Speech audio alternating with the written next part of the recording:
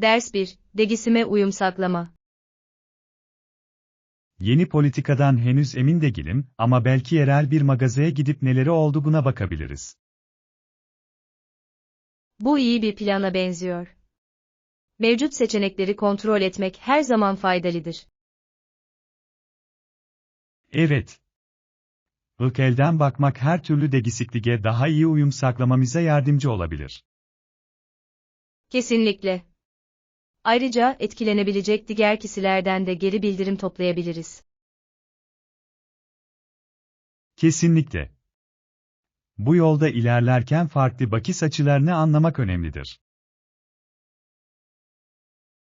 Evet. Fikir toplamak ileriye yönelik daha bilinçli kararlara yol açabilir. Kabul ediyorum. Oradayken dikkat etmemiz gerekenlerin bir listesini yapalım. Harika fikir. Ziyaretimiz sırasında tüm üslerimizi kapsamamızı sağlayacak. Birlikte nasıl çözümler üretebileceğimizi görmek için sabırsızlanıyorum. Ders 2. Okul tatilleri. Çoğu öğrenci için Temmuz ve Ağustos aylarında ders yapılmadığını biliyor musunuz? Evet, bunu duydum. Öğrencilerin rahatlaması ve enerji toplaması için güzel bir mola. Kesinlikle. Bazı okullarda Mayıs ve Haziran aylarında da ders olmaması da yaygın bir durumdur. Bu mantıklı. Öğretmenlere bir sonraki akademik yıla hazırlanmaları için zaman tanır. Evet. Yeniden toplanmak ve gelecekteki dersler için plan yapmak için bu zamana sahip olmak önemlidir. Kesinlikle. Öğrenciler bu zamanı hobiler veya yaz işleri yapmak için kullanabilirler. Kesinlikle.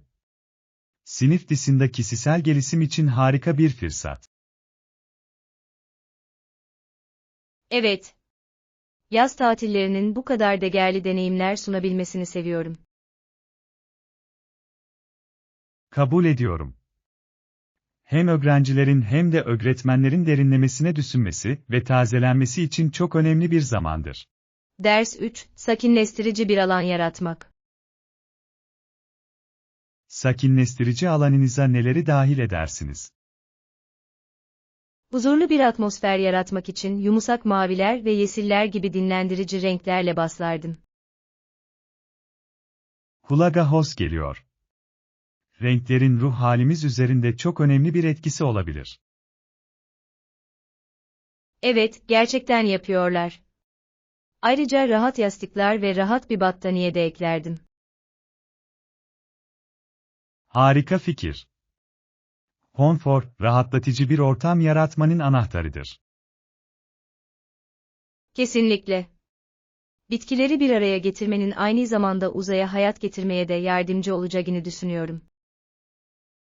Evet. Bitkiler hava kalitesini iyileştirebilir ve iç mekanlara doğa dokunusu katabilir. Kesinlikle. Ayrıca lavanta veya papatya gibi sakinleştirici kokular da eklemek isterim. Bu harika bir düşünce. Koku, rahatlamayı artırabilir ve rahatlatıcı bir ortam yaratabilir.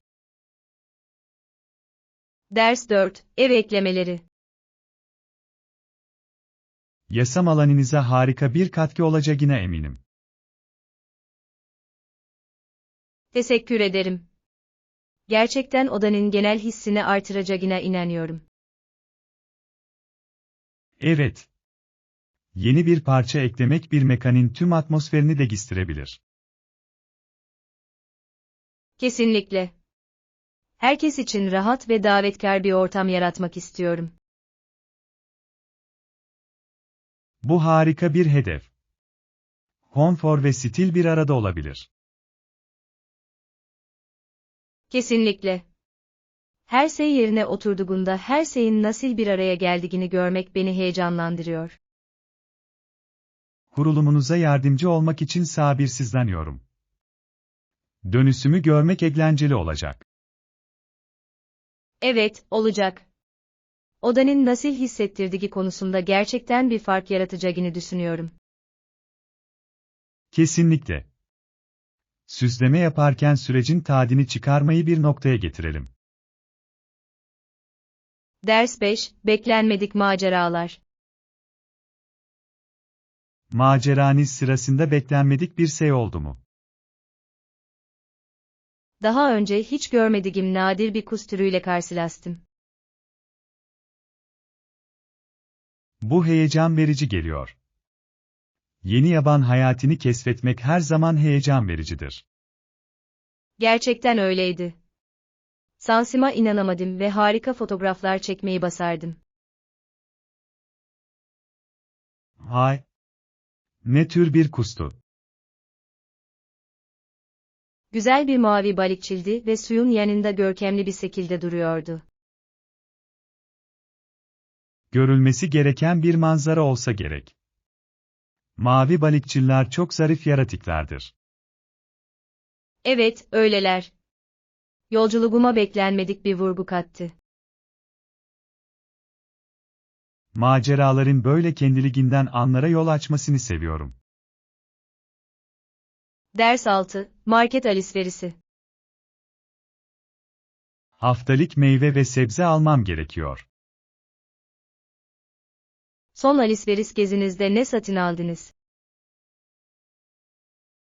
Biraz elma, muz ve bir sürü yeşillik topladım.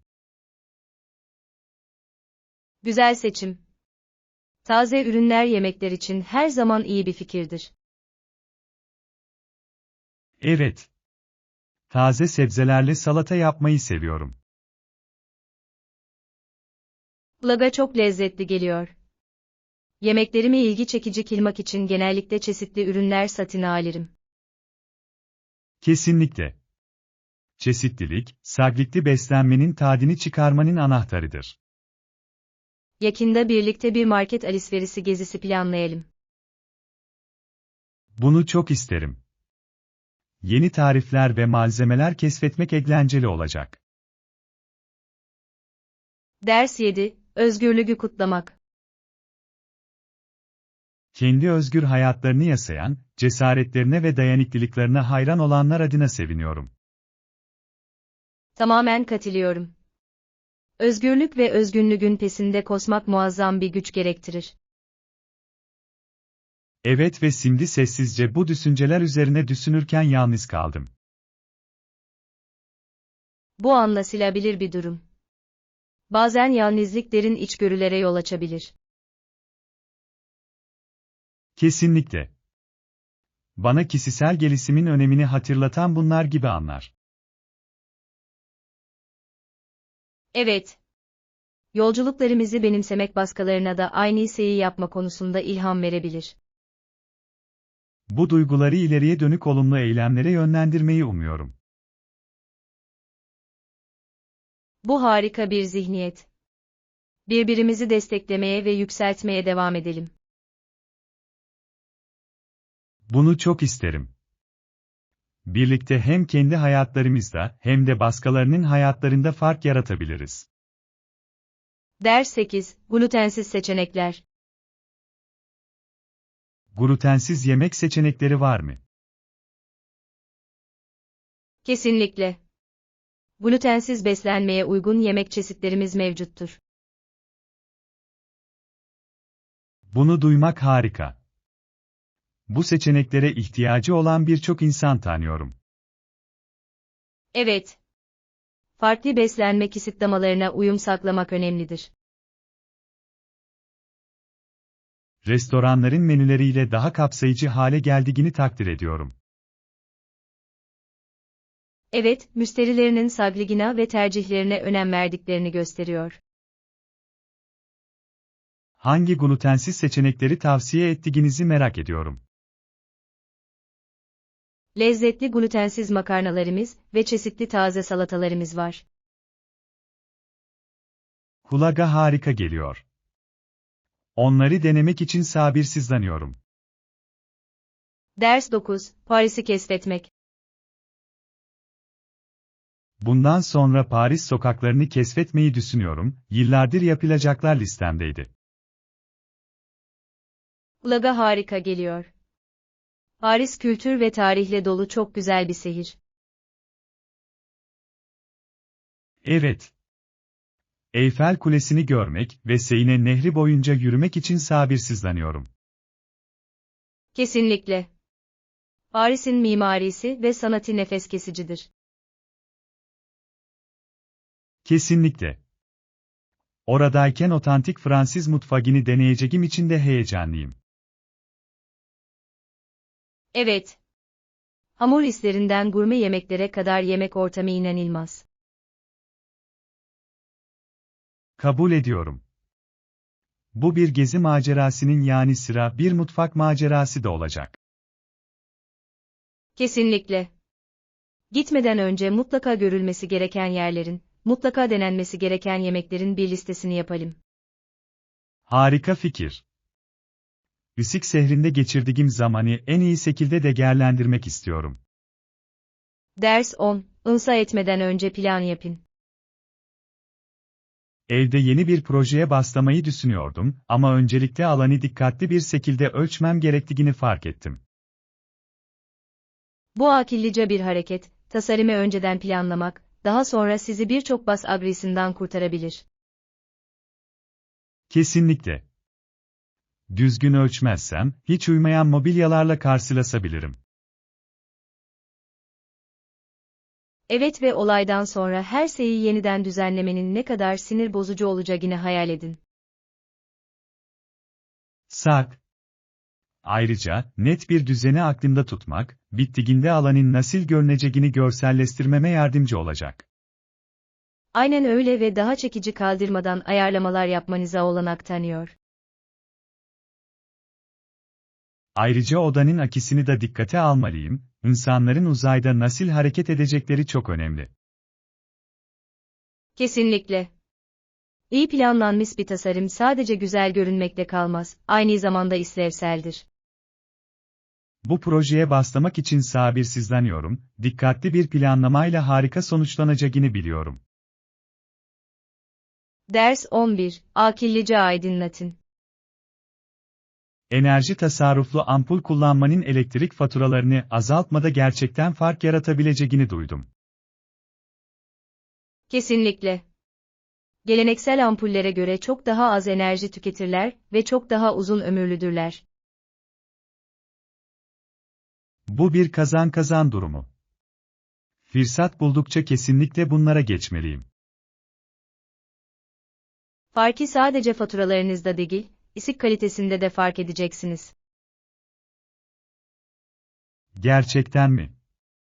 Nasıl yani? Herhangi bir odanın havasını iyileştirebilecek daha parlak, daha dogal bir ışık saklarlar. Bu çok çekici geliyor. Evimin sıcak ve davetkar olmasını istiyorum. Ayrıca çevre için de harikadır, dolayısıyla olumlu bir etki de yaratmış olursunuz. Önemli faydalar saklayabilecek basit bir degisiklik gibi görünüyor. Ders 12. Göz atın ve keşfedin. Daha fazla bilgi almak için hiçbir web sitesini araştırıp ögelere tıkladınız mı? Evet, karar vermeden önce ürün ve hizmetler hakkında bilgi edinmenin çok kolay bir yolu. Kesinlikle. Ayrıca, müşteri yorumlarını sayfada sıklıkla bulabilmenizi seviyorum. Bu incelemeler bir şeyin satın almaya değer olup olmadığına karar vermede gerçekten yardımcı olabilir. Sorularınız varsa bazı siteler müşteri hizmetleriyle doğrudan iletişim seçenekleri sunar. Bu doğru. İhtiyacınız olduğunda bu desteğin parmaklarınızın ucunda olması harika. Özellikleri ve fiyatları kolayca karşılaştırmak için farklı ögelere tıklayabilmeyi takdir ediyorum. Alışveriş deneyimini çok daha verimli ve keyifli hale getiriyor. Gerekli tüm bilgilere sahip olduğumda satın alma işlemi yaparken kendimi her zaman daha güvende hissederim. Ders 13. Aktif kalın. Nasıl saklıklı ve formda kaldığına hayranım, Bu bana daha aktif olma konusunda gerçekten ilham veriyor. Teşekkür ederim. Düzenli olarak egzersiz yapmaya çalışıyorum. Nasıl hissettiğim konusunda büyük bir fark yaratıyor. Bunu duymak harika. Genellikle ne tür aktivitelerden hoşlanırsınız? Parkta koşmayı seviyorum. Canlandırıcı ve zihnimi temizlemeye yardımcı oluyor. Koşu, egzersizi dopamin tadini çıkarmakla birleştirmenin harika bir yolu gibi görünüyor. Gerçekten öyle. Ayrıca koşarken sıklıkla müzik veya podcast dinliyorum. Bu da beni motive ediyor. Kulağa eğlenceli geliyor. Ben de koşmayı denemeliyim, daha iyi bir rutine girmeme yardımcı olabilir. Kesinlikle bir şans verin. Hem fiziksel hem de zihinsel olarak ödüllendirici bir deneyim. Bu hafta sonu başlayacağım, teşvikiniz için teşekkürler. Ders 14, zor bir durum. Bileğim kirildiği için bir yere gidememek çok zor. Bu sinir bozucu olmalı ama kötü bir durumdan en iyi şekilde faydalanıyormuşsun gibi görünüyor. Evet, şovları takip etmek gibi evde kendimi eğlendirmenin yollarını buluyorum.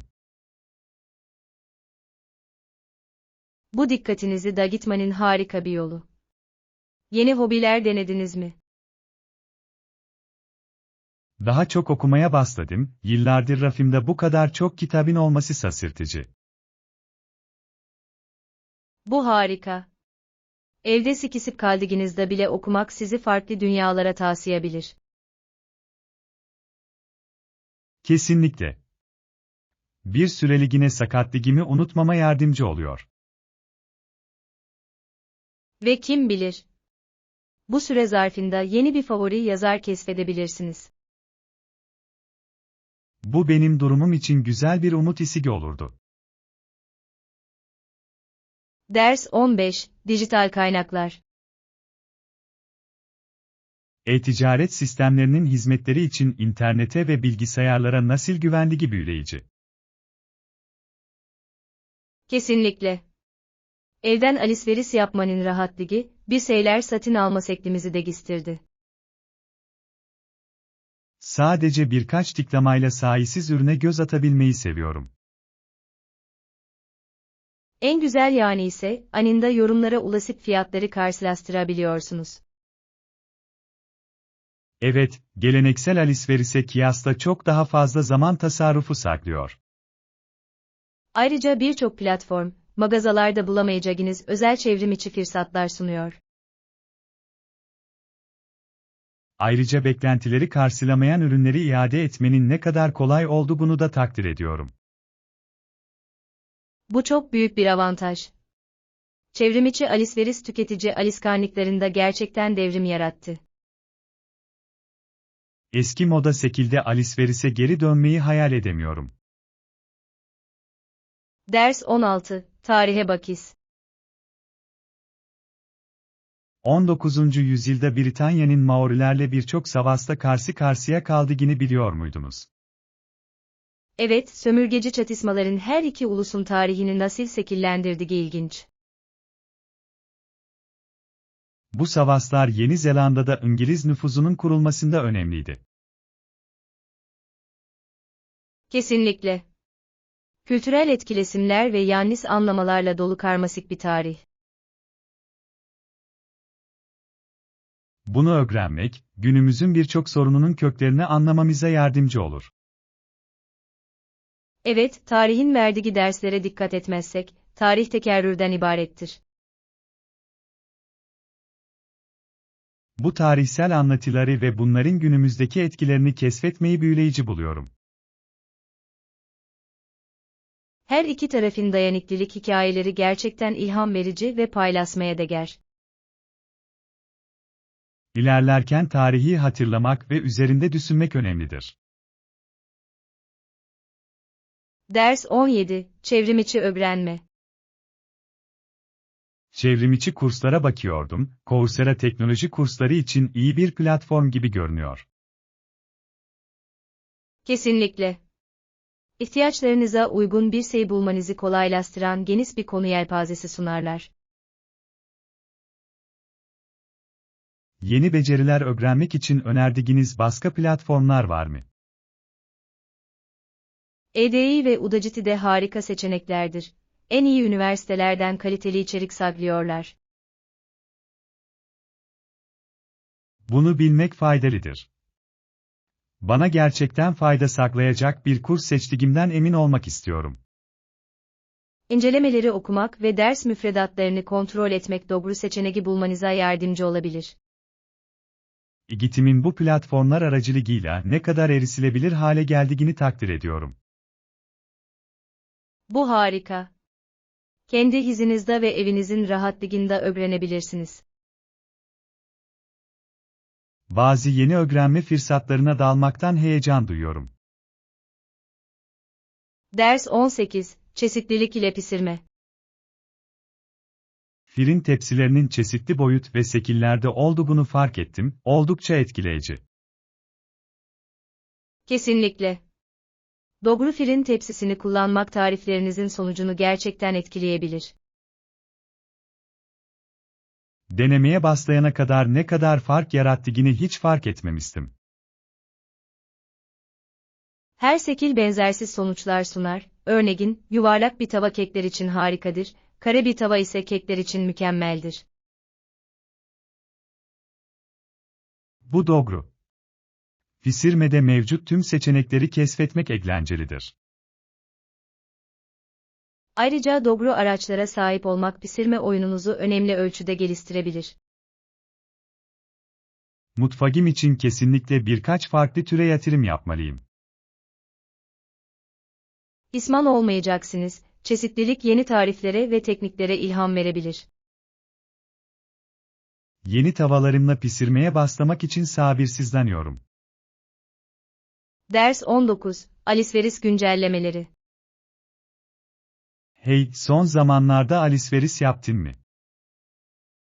Evet, dün alışveriş merkezine gittim. Oldukça büyük bir deneyimdi.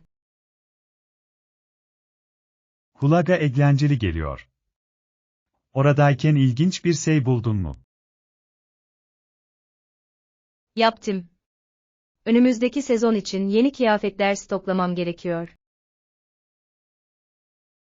Bu harika. Gardırobunuzu yeni ürünlerle yenilemek her zaman güzeldir. Kesinlikle. Kıyafetlerimi tamamlamak için bazı aksesuarlara da göz atmak istedim. Aksesuarlar görünümü gerçekten güzelleştirebilir. Hangi stilleri düşünüyorsunuz? Cesur küpeler veya sik bir çanta gibi birkaç iddialı parça eklemeyi düşünüyorum. Bunlar kulağa mükemmel geliyor. Bir ara birlikte alışverişe gidelim, eğlenceli olacak. Ders 20, parkta yürüyüş. Parkta uzun yürüyüşler yapmaktan gerçekten keyif alıyorum, günü geçirmek için çok huzurlu bir yol. Peki ya sen? Siz de temiz havanın ve güzel manzaranın tadını çıkarıyor musunuz? Kesinlikle. Son zamanlarda yürüyüşlerim sırasında fotoğrafçılıkla daha çok ilgileniyorum. Bu harika bir fikir. Doğanın güzelliğini yakalamak bu yürüyüşleri daha da ödüllendirici hale getirebilir. Evet. Çoğu insanın gözden kaçırabileceği benzersiz açıları ve detayları bulmayı seviyorum. O fotoğraflara dönüp bakmak ve o anları hatırlamak harika olsa gerek. Gerçekten öyle. Her fotoğraf bir hikaye anlatıyor ve ben bu anılara değer veriyorum. Belki bir sonraki yürüyüşümde de fotoğrafçılığa bir şans vermeliyim. Maalesef. Deneyime yepyeni bir keyif katmanı ekler. Ders 21, giriş zamanlaması. Planlarınızı tamamlamanız genellikle check-in tarihinizden yaklaşık 48 ila 72 saat önce gerçekleşir. Bu mantıklı. Gelmeden önce her şeyin halledilmesi önemlidir. Kesinlikle. Son dakika sürprizlerinden kaçınmaya yardımcı olur ve sorunsuz bir deneyim sağlar. Bu tür organizasyonları takdir ediyorum. Çok fazla stresi ortadan kaldırır. Kesinlikle. Ayrıca oraya vardığımda yapacağım aktiviteleri planlamam için bana zaman veriyor. Ziyaret etmeyi sabırsızlıkla beklediğiniz belirli yerler var mı? Kesinlikle. Uzun zamandır keşfetmek istediğim birkaç yer var. Bu heyecan verici geliyor. Önceden planlama yapmak yolculuğu daha da keyifli hale getirir. Kesinlikle. Önemli olan her andan en iyi şekilde yararlanmaktır. Ders 22, Sorular ve Cevaplar. Süreçle ilgili başka sorularınız var mı? Şu anda yok ama istersem daha sonra sorabilir miyim? Elbette. İstediğiniz zaman ulaşmaktan çekinmeyin, yardım etmek için buradayım. Bunu takdir ediyorum. Sana güvenebileceğimi bilmek rahatlatıcı. İletişim çok önemlidir, özellikle de yeni bir şeye yönelirken. Kesinlikle. Destek almak gerçekten fark yaratıyor. Ve senin için bu destek olmaktan mutluyum. Teşekkür ederim. Aklıma bir şey gelirse mutlaka ulaşacağım. Kulağa iyi geliyor. Size daha fazla yardımcı olmayı sabırsızlıkla bekliyorum. Ders 23, Market listesinin esasları. Tabii, mağazadan neye ihtiyacım var? Hafta boyunca ekmek, süt, yumurta ve biraz taze meyve almam gerekiyor. Bunların hepsi harika temel ögeler. Favori ekmek çeşidiniz var mı? Tam tahili seviyorum. Besleyicidir ve her şeyiyle harika bir tada sahiptir.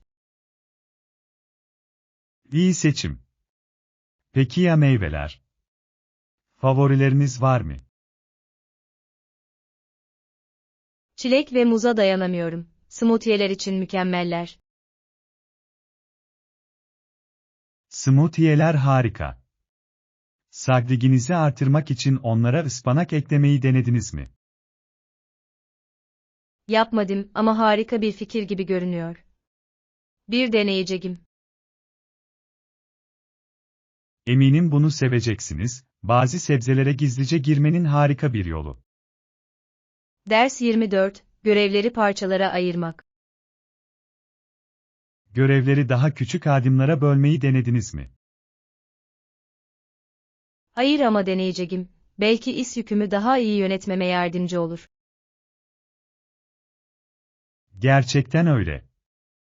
Daha küçük adımlar her şeyin daha kolay yönetilebilir olmasını sağlar.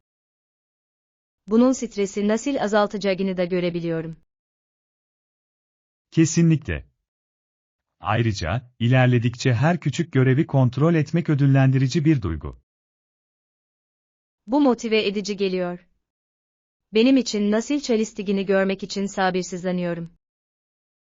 Yarattığı fark sizi hoş bir şekilde şaşırtacağını düşünüyorum. Bu hafta kesinlikle deneyeceğim ve nasıl gittiğini size bildireceğim. Ruh budur.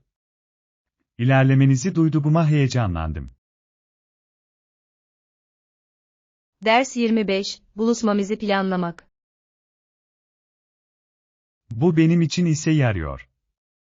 Ne zaman buluşmamızı önerirsin? Öğleden sonra 2 civarında nasıl olur? Bu sana yakışıyor mu? Mükemmel. Tam zamanında orada olmaya özen göstereceğim. Harika. Günün tadını çıkarmak ve eğlenmek için sabırsızlanıyorum. Ben de. Açık havada birlikte vakit geçirmenin özel bir yanı var. Kesinlikle. Her zaman canlandırıcı ve ilham vericidir.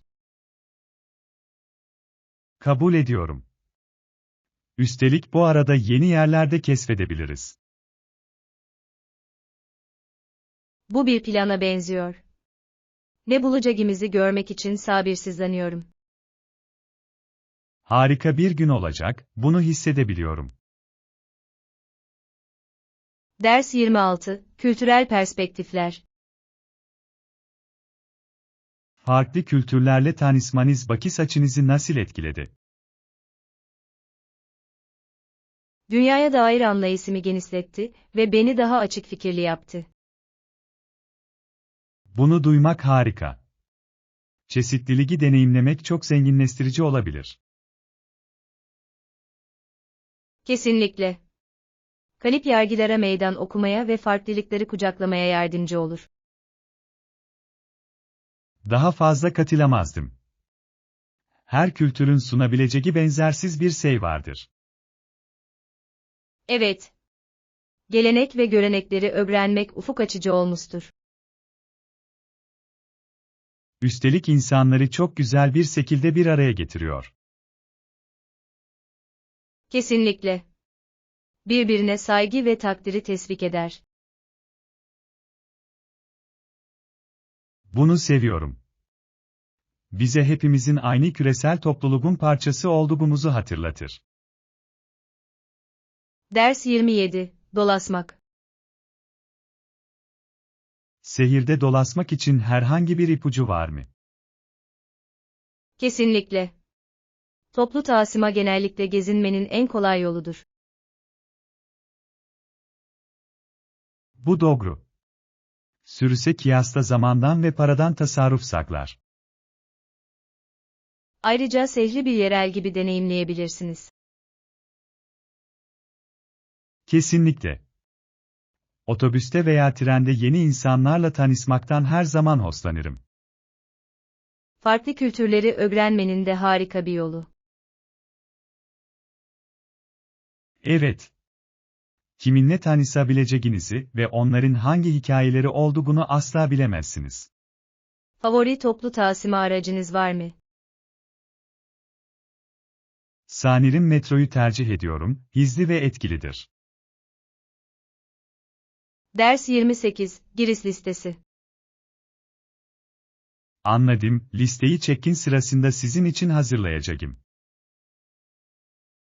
Teşekkür ederim. Bu benim için her şeyi çok daha kolay hale getirecek. Elbette. İhtiyacınız olan her şeye sahip olduğunuzdan emin olmak istiyorum. Bunu takdir ediyorum. Yanımda bu kadar düzenli birinin olması güzel. Benim için zevkti. Sürecin mümkün olduğu kadar sorunsuz geçmesi gerektiğine inanıyorum. Bu harika bir yaklaşım. Herhangi bir kaygıyı azaltmaya gerçekten yardımcı olur. Kesinlikle. Ve deneyiminizin tadını çıkarmaya odaklanmanızı sağlar. Dört gözle bekliyorum. Sana güvenebileceğimi biliyorum. Her zaman. Geldiğinde her şeyin yolunda olduğundan emin olacağım. Ders 29, Görevlere öncelik verme. Açık öncelikler belirlemek, görevlerimizi etkili bir şekilde yönetmek için sağlam bir plan gibi görünüyor. Tamamen katılıyorum. Gerçekten önemli olana odaklanmaya yardımcı olur ve bunalmayı azaltır. Görevlerinizi bu şekilde önceliklendirmeye zaten başladınız mı? Evet, günlük görevlerimi listelemeye ve önem sırasına göre sıralamaya başladım. Bu harika bir yaklaşım. En önemlilerini ilk önce basarmak tatmin edici olmalı. Kesinlikle. Bana başarı hissi veriyor ve gün boyu motive olmamı sağlıyor. Üstelik zamanınızı daha akıllıca ayırmanıza olanak tanır. Kesinlikle. Önceliklendirilmiş listeme sadık kaldığımda daha üretken olduğumu görüyorum. Gerçekten fark yaratıyor. Bu yöntemi kendim denemek için ilham aldım. Ders 30, tatilleri kutlamak. 1 Temmuz'un Kanada'nın doğusunu kutlayan Kanada Günü olduğunu biliyor muydunuz? Evet. Ve ilginçtir ki, 4 Temmuz Amerika Birleşik Devletleri'nde Bagimsizlik Günüdür ve farklı türden bir kutlamadır. Kesinlikle. Her iki tatil de kendi ülkelerinde önemlidir. Her ulusun özgürlük ve birliği kutlamanın kendine özgü bir yolunu bulmasını seviyorum. Ben de. Gelenekleri ve gerçekleşen olayları görmek büyüleyici. Ve havai fişekler her iki kutlamada da ortak bir temadır. Kesinlikle. Gökyüzünü aydınlatırlar ve senlikli bir atmosfer yaratırlar. Bu tatillerde geçit törenlerine ve topluluk etkinliklerine katılmaktan hoşlanıyorum. Aynı şekilde.